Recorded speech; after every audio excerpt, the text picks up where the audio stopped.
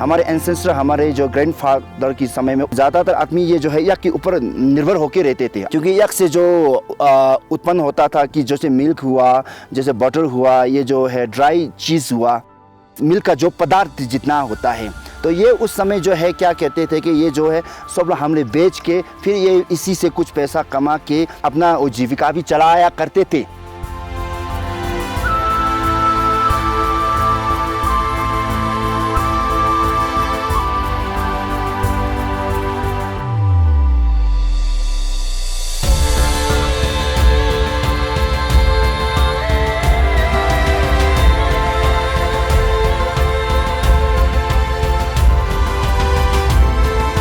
अचानक 2018 में एक बड़ा घटना हो गया।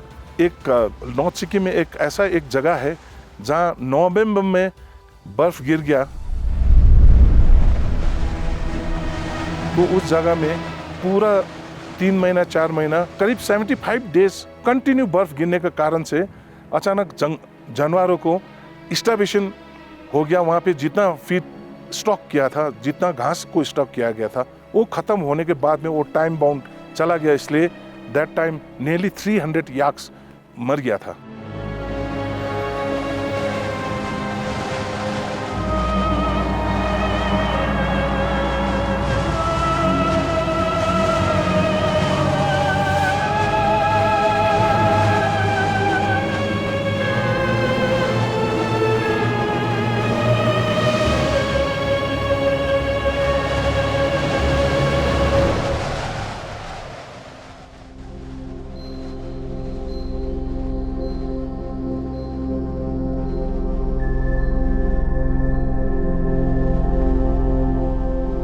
याक हिमालय इकोसिस्टम का एक अहम हिस्सा है।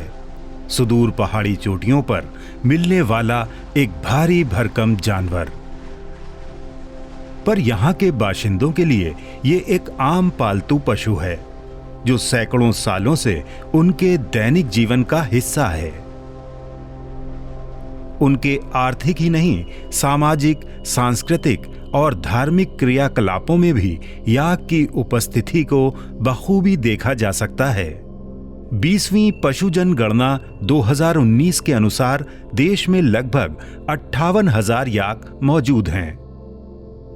लद्दाख, जम्मू कश्मीर, अरुणाचल प्रदेश, सिक्किम, हिमाचल प्रदेश, उत्तराखंड के 11,000 फीट से 17,000 फीट के बीच इनका घर है।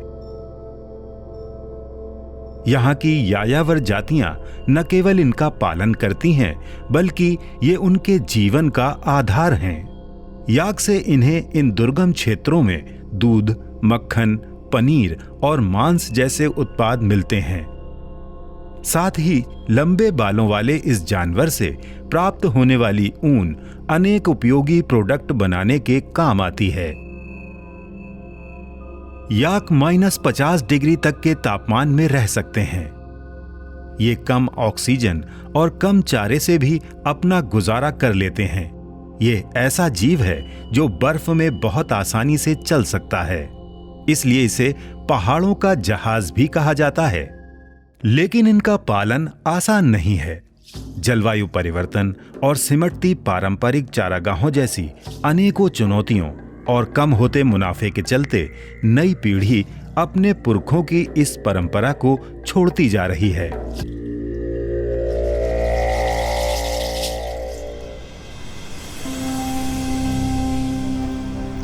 इन्हीं चुनौतियों का जायजा लेने हम नॉर्थ सिक्किम के दुर्गम इलाकों तक पहुंचे।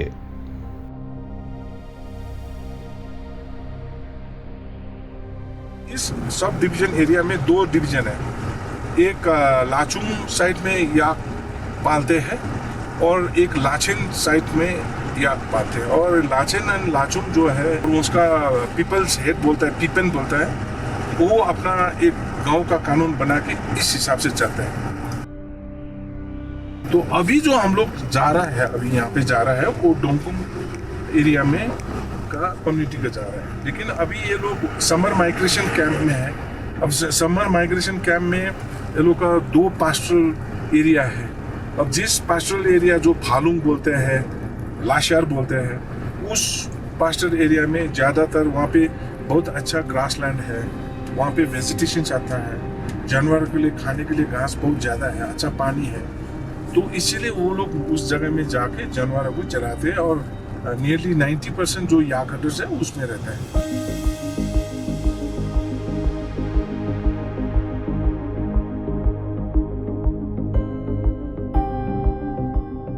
जब मैं 1988 में यहाँ पे आया था और मैंने इस इलाके का जो है सर्वे शुरू किया था, मैं यहाँ पे याक हडर्स को मिला। याक हडर्स बोलते हैं हम लोग, यहाँ के डोकपा भी बोलते हैं। वो लोग पूरा याक का इकोनॉमी के ऊपर में डिपेंडेंट था। तो वहाँ से जो याक का जैसे प्रोडक्ट हुआ, जैसे वो उसका मिल्क एंड मिल्क प्रोडक्ट हुआ, चीज़ को बनाना या ट्रेडिशन वे में बनाना, घी बनाना और जो मिल्किंग क्रीम निकालना, और ये सब चीज़ है, डेयरी प्रोडक्ट जो है वो ट्रेडिशनली बनता था। अभी तो ये जो है सीजन है, यहाँ पर हरी घास है, ये लोग अभी तो याक तो चल जाता है, बिना फिट भी ये लोग रह जाता है। जब हम यहाँ से माइग्रेट होकर नीचे डाउन आउट की चला जाता है लाचुंग में, जो विंटर में जन फेब मार्च अप्रैल में 5 महीना जो लाचुंग में रहना पड़ता है स्नो के टाइम में, तो उस समय वहाँ पर क्या होता है कि ग्रीन ग्रास तो पूरा ही डेड हो जाता है, ही नहीं होता है, एकदम ही बैलेंस की तरह ही रहता है। तो ये लोग उस समय क्या होता है कि ज़्यादातर अधिकांश मर जाता है सर, क्योंकि ये लोग हरा घास खाने की आदत से डाउन रोड की चला जाता है, तो विंटर में वहाँ पर पूरा घास सूख जाता है, खाने के लिए कुछ बचता ही नहीं है। फिर वो बचता नहीं है, ये लोग कमज़ोर हो जाता है। फिर जैसे अगर 50 है तो 25 जैसे ऐसे मर जाता है। हम लोग को विंटर में बहुत दिक्कत होता है सर, घास फूस नहीं मिलने टाइम में याक मर जाता है सर, कुछ देने के है ही नहीं, क्या देगा सर। वो घास, वो थोड़ा घास वो सब बर्फ़ ने नीचे आ जाता है, बर्फ नीचे आ जाता है, उसके टाइम में कुछ नहीं मिलता है। मौसम के अनुरूप याक साल भर निचले क्षेत्रों के चारागाहों से ऊपरी चारागाहों में पलायन करते हैं, लेकिन सर्दियों में लगातार बर्फ गिरने के कारण इनके लिए चारा मिल पाना मुश्किल हो जाता है और ऐसे में इनके सामने भोजन का गंभीर संकट पैदा हो जाता है। यही वजह है कि इस दौरान एक याक का वजन 25 से 30% तक कम हो जाता है, दूध देने की दर गिर जाती है और प्रजनन क्षमता भी कम हो जाती है। इन चुनौतियों ने इस सदियों पुराने पालतू जानवर की जनसंख्या पर सवाल खड़ा कर दिया है।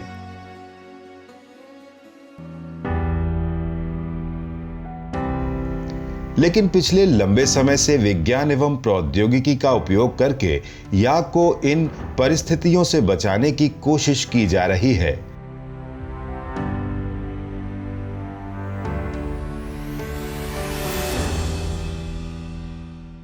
अरुणाचल प्रदेश के दिरांग में स्थित राष्ट्रीय याक अनुसंधान केंद्र लंबे समय से इस दिशा में काम करता आ रहा है। विज्ञान का इस्तेमाल कर ऐसे कई तकनीकी तौर तरीके विकसित किए गए हैं जो भारत में याक की जनसंख्या को स्थिर कर इन्हें एक लाभप्रदायी रोजगार का रूप देने का काम कर रहे हैं। कृत्रिम गर्भाधान से लेकर उनके पोषण तक की तकनीकों को विकसित किया गया है। पोषक तत्व युक्त फीडर ब्लॉक ऐसी ही एक तकनीक है। इसके लिए सूखी घास में खनिज, गुड़ जैसे पोषक तत्वों को मिलाकर खास किस्म की मशीन द्वारा इस मिश्रण को उच्च दाब पर कंप्रेस किया जाता है, जिससे चारे की ज्यादा मात्रा छोटे ब्लॉक के रूप में जमा हो जाती है। इस कॉम्पैक्ट चारे का परिवहन आसान हो जाता है। इन फीडर ब्लॉक्स को दूर दराज के याक पालकों को उपलब्ध कराया जा रहा है, जो साल भर और खासकर बर्फबारी के दौरान याक के भोजन की कमी को दूर करता है। चारे की उपलब्धता के चलते याक हर मौसम में स्वस्थ और दुधारू बने रहते हैं और उनकी जनसंख्या में भी सकारात्मक परिवर्तन आ रहा है। We are working on different area of yak husbandry, like on yak reproduction, yak nutrition, yak health, yak genetics, yak physiology, and yak product processing. The main aim is that how we can improve overall yak husbandry in country, as well as how we can benefit the farming community which are rearing at yak in high altitudes for their livelihood sport. जिस हिसाब से जो लीन period था जनवरी, फरवरी, मार्च, अप्रैल, मई, उस time में ये scientific intervention का कारण से, जैसे फीड ब्लॉक देना, साइलेज का मूवेबल साइलेज को रखना, मिनरल सप्लीमेंट खिलाना, डिजीज को चेक करना, इस कारण से आजकल याक जो नॉर्मली ट्रेडिशनल वे में, लोकल वे में एक याक जो है वो अपना शरीर का मेंटेनेंस का कारण से इस बार बच्चा दिया तो नेक्स्ट ईयर बच्चा दे नहीं पाता था। लेकिन जो लीन पीरियड था जनवरी, फरवरी, मार्च, अप्रैल, मई, उसमें आज का दिन में एक अच्छा साइंटिफिक कारण की वजह से आज धीरे धीरे 40% जो है एनिमल्स जो है वो कार्बिंग इंटरवल उनका बढ़ने लगा है। साल में कार्बिंग इंटरवल बढ़ने का कारण से याक का पॉपुलेशन में एक बढ़ोतरी देखा है। जो फीड बॉक्स आए तब से याक मरना भी थोड़ा कम हो गया है सर, क्योंकि वो बर्फ़ गिरने टाइम में भी हम लोग को देना है ना, सो फीड बॉक्स जो देना है वो देता है, वो थोड़ा हेल्थ हो जाता है, पेट भी बढ़ जाता है, याक लोग थोड़ा दूध अच्छा आ जाता है। ग्रास का साइज बना के उन्होंने साइंटिफिक टेक्नोलॉजी से हमें बना कर देता है। तो ये लोगों को क्या करता है, ये लोगों को जो विंटर में ये फीड खाने से ये लोगों का जो है हेल्थ भी स्ट्रांग हो जाते हैं। तो स्ट्रांग हो जाने के पश्चात क्या है कि प्रोडक्शन भी हमें अच्छे देता है। जैसे पहले ट्रेडिशनली मिल्किंग करता था तो आजकल वो लोग साइंटिफिक हाइजेनिकली वे में मिल्किंग करता है, साइंटिफिक हाइजेनिक तरीका से चीज़ को प्रोडक्शन करता है। तो उसको मार्केट में किस तरह से ब्रांड करके उतारा जाए, तो बहुत सारे आज का दिन में एम्प्लॉयमेंट जो एजुकेटेड एम्प्लॉय यूथ जो है वो वर्कशॉप में आना शुरू कर दिया है, और जो बहुत सारे एग्जीबिशंस में भी उसने अपना ये जो प्रोडक्ट है उसमें डिस्प्ले करना शुरू कर दिया।